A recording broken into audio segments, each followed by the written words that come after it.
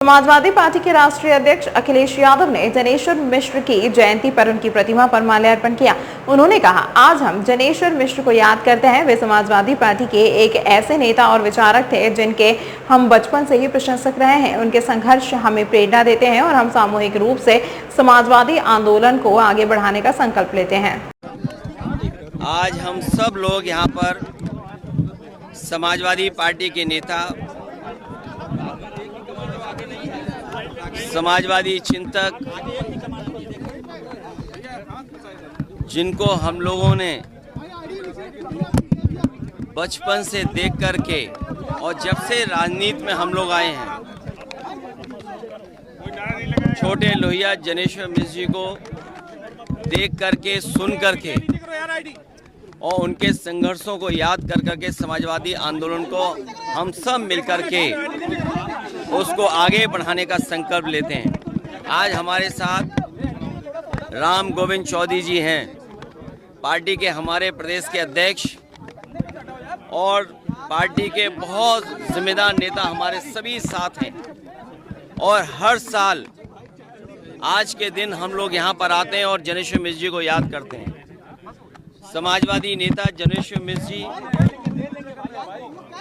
उस रास्ते को देकर के गए हैं, वो समाजवादी आंदोलन को देकर के गए हैं जो आज भी हम लोगों को रास्ता दिखा रहा है। आज भी देश की खुशहाली के लिए जो कभी डॉक्टर राम मनोहर लोहिया ने, छोटे लोहिया जनेश्वर मिश्र जी ने, नेताजी ने जो समाजवादी रास्ता दिखाया था, उसी रास्ते से देश में खुशहाली आएगी।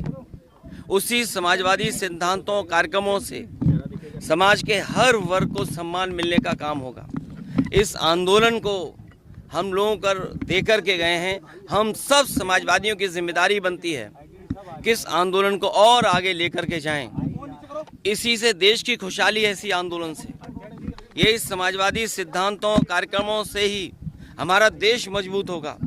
न केवल हमारा देश मजबूत होगा, बल्कि इसी सिद्धांत से चल करके हमारे देश की सीमाएं भी और सुरक्षित होंगी।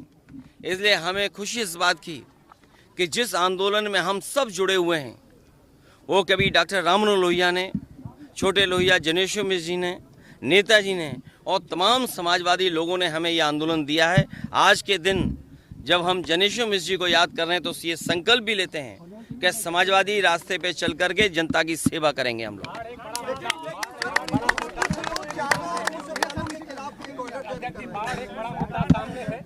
देखिए, इधर जब सरकार का कामकाज देखते हैं, प्रयागराज जहां 20,000 करोड़ से ज्यादा पैसा सरकार ने खर्च किया, और ये 20,000 करोड़ भी मैं कम बोल रहा हूं। अगर सही तरीके से आकलन आप लोग करोगे तो 20,000 करोड़ से भी ज्यादा पैसा खर्च हुआ है वहाँ के विकास, वहाँ के लोगों को सुविधा देने के लिए। लेकिन आज हालत क्या है? बड़े पैमाने पे लोग घर से नहीं निकल पा रहे हैं।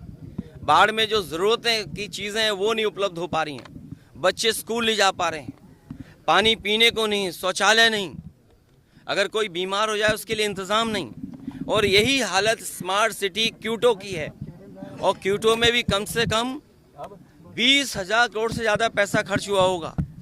इसी तरह गोरखपुर 20,000 करोड़ से ज़्यादा पैसा खर्च हुआ है। ये राजधानी वो है जहाँ पर कभी मेयर बीजेपी का हटता ही नहीं है।